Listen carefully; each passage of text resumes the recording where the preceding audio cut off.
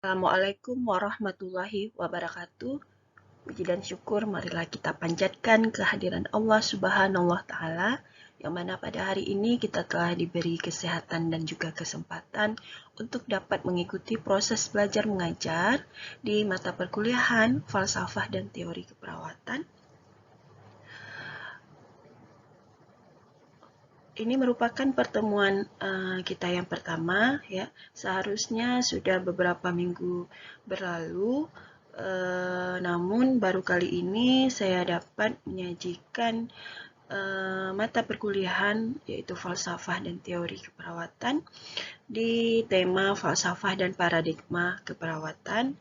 Mohon maaf sebelumnya karena ada beberapa halangan sehingga saya tidak bisa masuk di jadwal yang sebenarnya. Baiklah, langsung saja. Hari ini kita membahas mengenai falsafah dan paradigma keperawatan.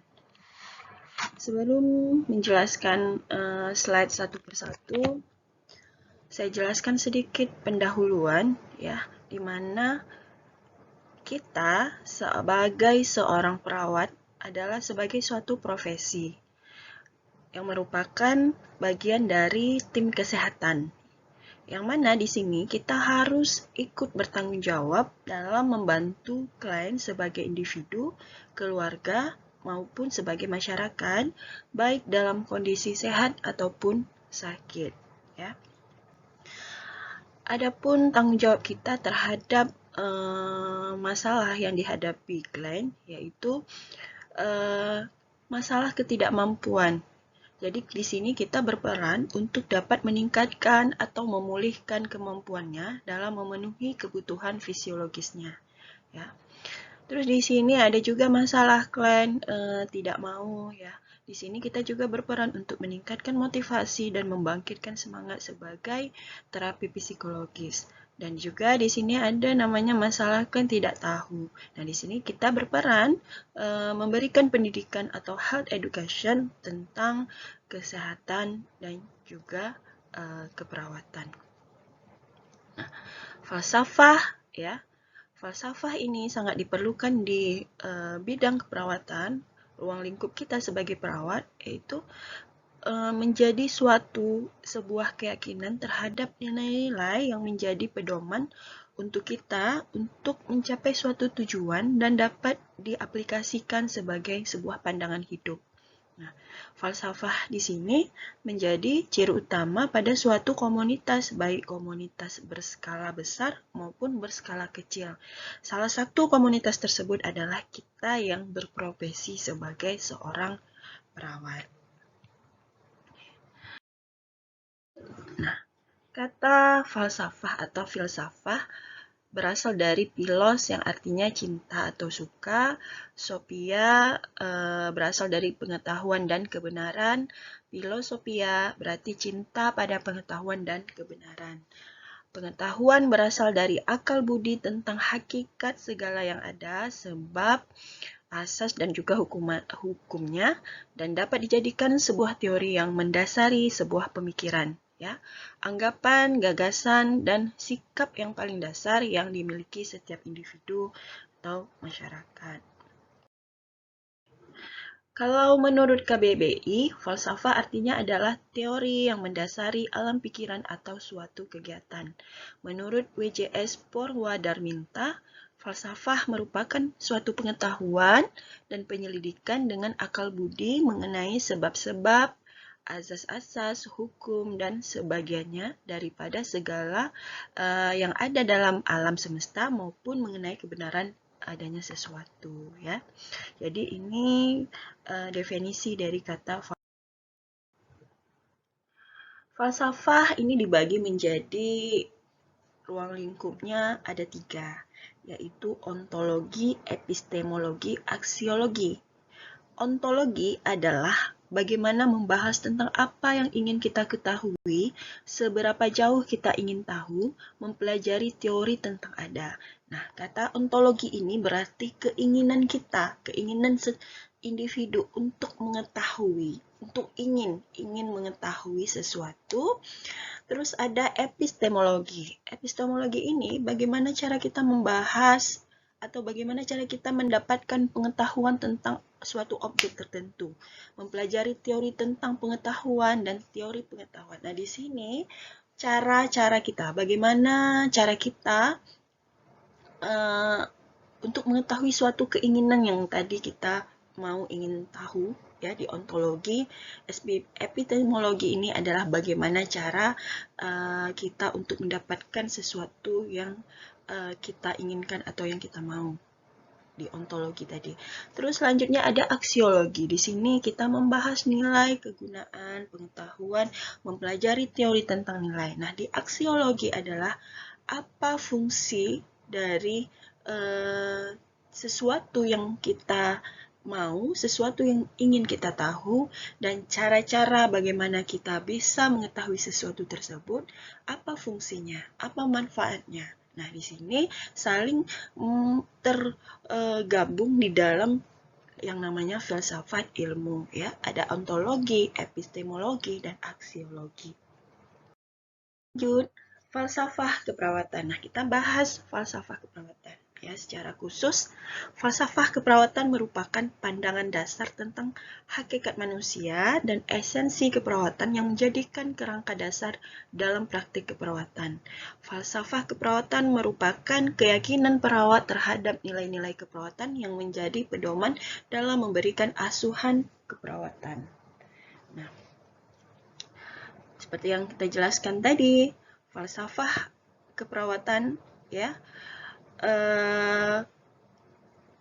sangat dibutuhkan, ya, di dalam suatu profesi keperawatan, mengingat, ya, seorang pasien itu dipandang sebagai makhluk holistik. Kita garis bawahi makhluk holistik, ya, makhluk biologi, fisiologi, sosial, budaya, ya, yang harus dipenuhi segala kebutuhannya, baik kebutuhan yang tadi saya sebutkan biologis, psikologis, sosial, dan spiritual yang diberikan secara komprehensif sehingga butuh yang namanya falsafah keperawatan atau nilai-nilai pedoman-pedoman untuk memberikan tindak lanjut yang lebih efektif untuk memenuhi kebutuhan seorang individu, mengingat individu ini adalah makhluk yang holistik. Jadi di sini kita berpedoman pada falsafah keperawatan dan diberikan dalam bentuk asuhan keperawatan untuk memenuhi kebutuhan individu tadi, yaitu kebutuhan secara holistik, biologis, psikologis, sosial, spiritual yang diberikan secara komprehensif. Di sini apa perbedaan falsafah keperawatan dengan falsafah umum? Nah, kalau umum, ya, satu disiplin ilmiah yang mengusahakan kebenaran yang umum dengan ciri satu pemikiran yang tuntas bertujuan untuk mendapatkan kebenaran, ya, dikategorikan di 5 bidang.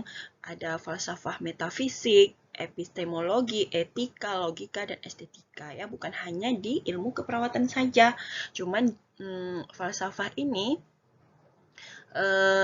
banyak digunakan di ilmu-ilmu lain, ya.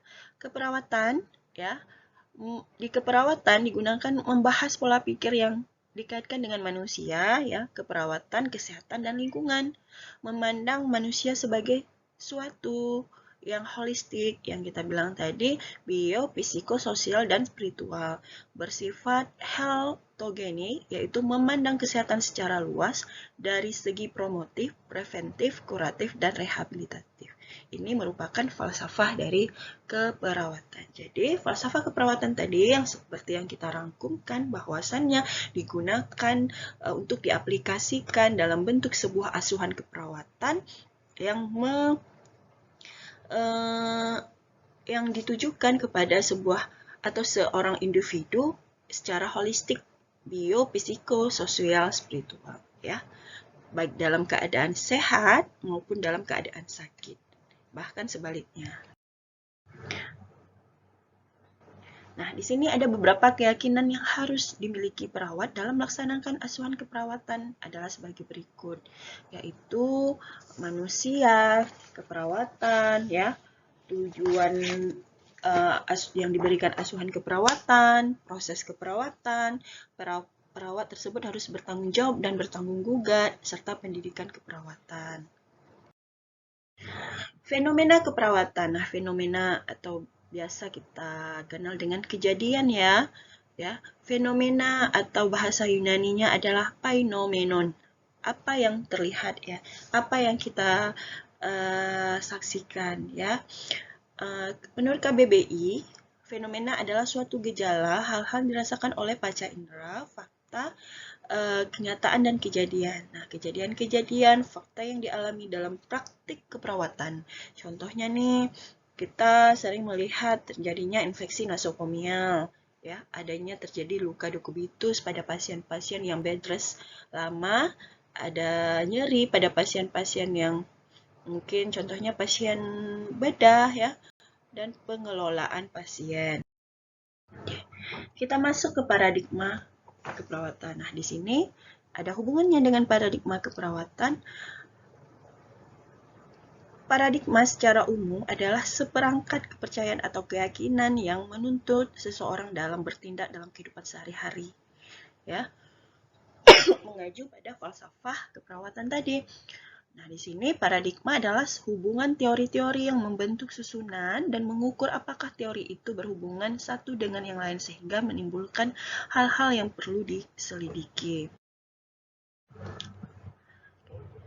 Paradigma keperawatan. Nah, yang termasuk di paradigma keperawatan yaitu terdiri dari keperawatan, ya,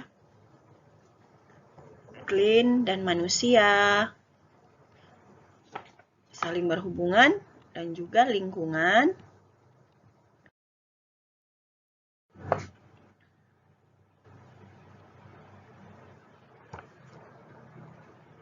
Saya jelaskan di sini.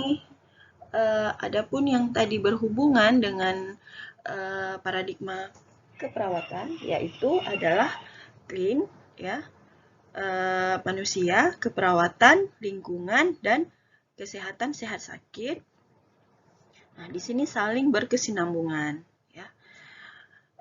Saya jelaskan konsep manusia. Manusia adalah sebagai makhluk bio-psikososial, spiritual, dan juga kultural yang mempunyai sejumlah kebutuhan yang harus dipenuhi. Bila gagal dipenuhi terjadi ketidakseimbangan, maka muncullah masalah kesehatan. Ya.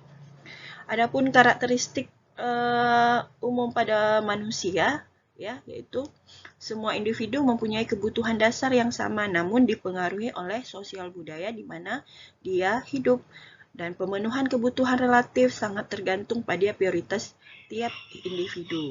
Kebutuhan dasar pada umumnya harus terpenuhi, tetapi beberapa kebutuhan dapat ditunda. Ya. Bila individu gagal memenuhi kebutuhan, maka akan terjadi ketidakseimbangan dan dapat menyebabkan sakit. Lingkungan menurut Kamus Besar Bahasa Indonesia adalah daerah atau kawasan yang termasuk di dalamnya. Lingkungan adalah faktor eksternal yang mempengaruhi terhadap perkembangan manusia. Jadi dari manusia berhubungan dengan lingkungan. Terus ada kesehatan, ya, di mana sehat itu menurut WHO adalah secara utuh, keadaan secara utuh, secara fisik, jasmani, mental, sosial, dan bukan hanya suatu keadaan yang bebas penyakit, cacat, dan kelemahan. Ya. Keperawatan. Nah, di sini kita masuk ke perawatan. Adapun perawat adalah seseorang yang telah lulus pendidikan tinggi keperawatan, baik di dalam maupun di luar negeri, yang diakui oleh pemerintah sesuai dengan ketentuan peraturan undang-undang. Ya. Adapun konsep dari keperawatan di sini, ya, tidak terpisahkan dari profesi kesehatan lain dalam memberikan layanan kesehatan kepada si klien.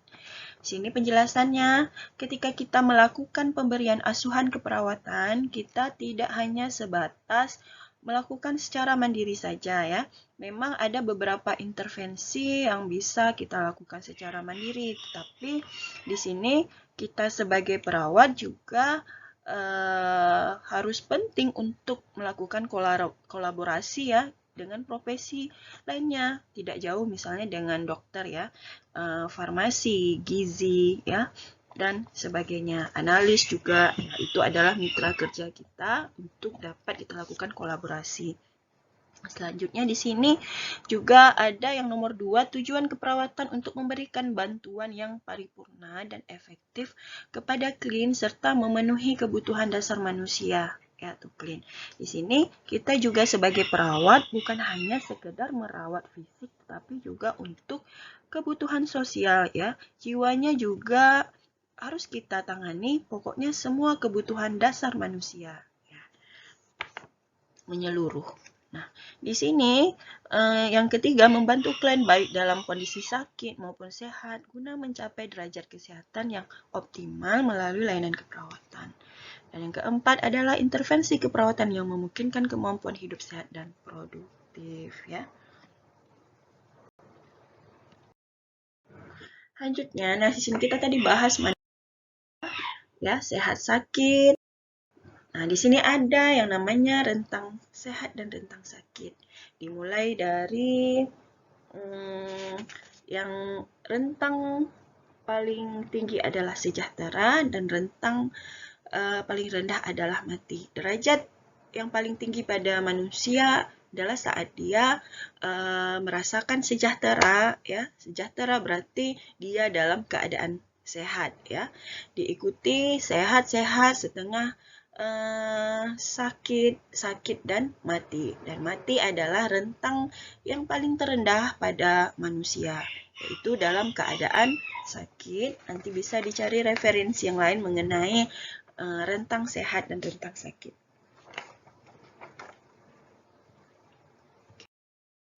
Nah, ini tadi faktor yang mempengaruhi sehat dan sakit. Ada lingkungan, keturunan, perilaku, layanan kesehatan. Nah, lingkungan yaitu memandang bahwa lingkungan fisik, psikologi, sosial, budaya, dan spiritual dapat mempengaruhi pengaruh kebutuhan dasar manusia. Nah, ini kita sudah pelajari di pelajaran psikososial dan kebudayaan mengenai konsep-konsep kebutuhan dasar pada manusia ya.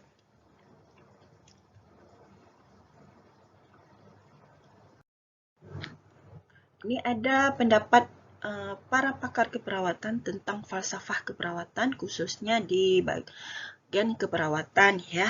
Ini ada Florence Nightingale yang merupakan ibu keperawatan atau modern nursing.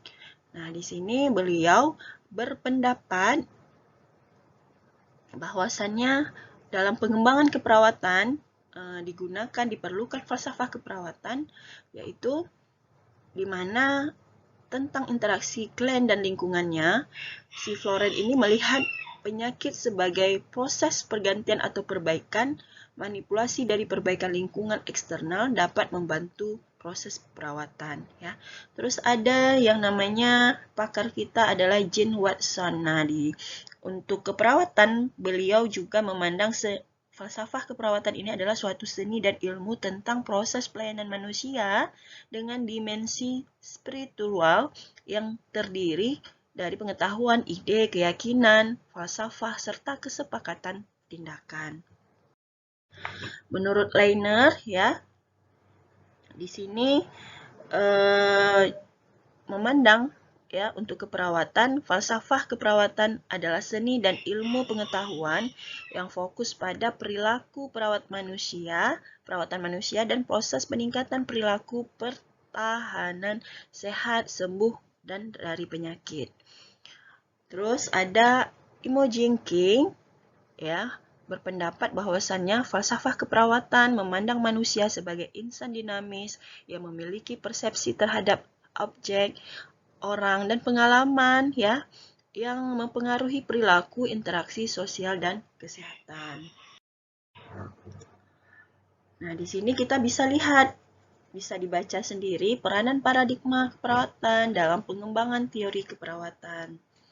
Ya, paradigma keperawatan menjadi dasar dalam pengembangan teori keperawatan.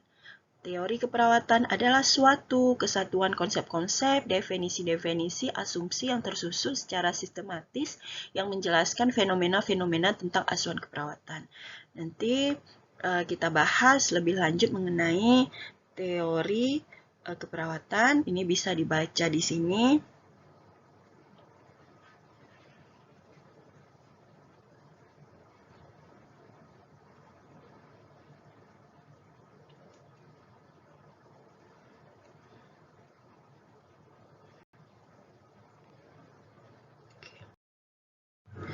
Falsafah keperawatan merupakan konsep-konsep utama dari disiplin keperawatan, meletakkan kepercayaan tentang apa itu keperawatan, bagaimana berpikir dan melakukan keperawatan.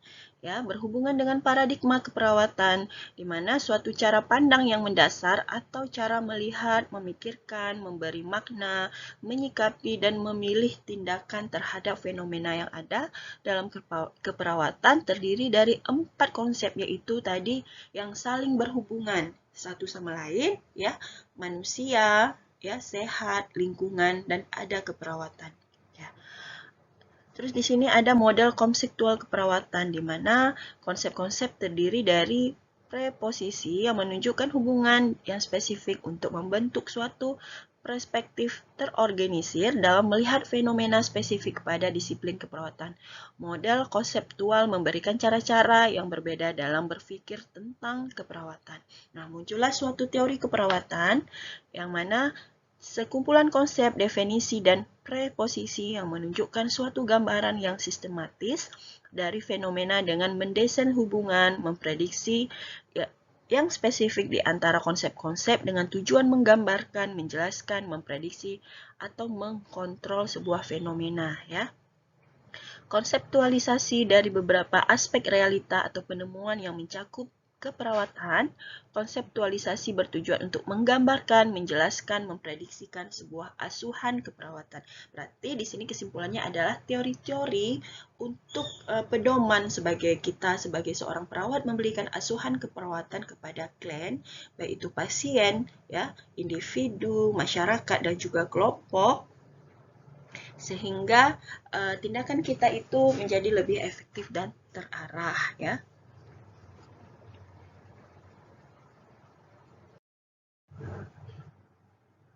Nah, di sini kesimpulannya adalah tujuan falsafah dari keperawatan ini adalah untuk mengarahkan kegiatan keperawatan yang akan kita lakukan terhadap ruang lingkup kita, yaitu sebagai perawat, dalam memberikan pelayanan kepada klien, ya, yang mana ingat kita garis bawahi bahwasannya dalam hal ini keperawatan yang kita berikan menganut sebuah pandangan, yaitu di mana perawatan yang diberikan, asuhan keperawatan yang diberikan kepada pasien, yaitu atau klien, menganggap suatu manusia yang holistik, ya, keseluruhannya, yaitu bio, psiko, sosial, spiritual, dan juga kultural. Nah, sini mungkin jelas apa kegunaan falsafah,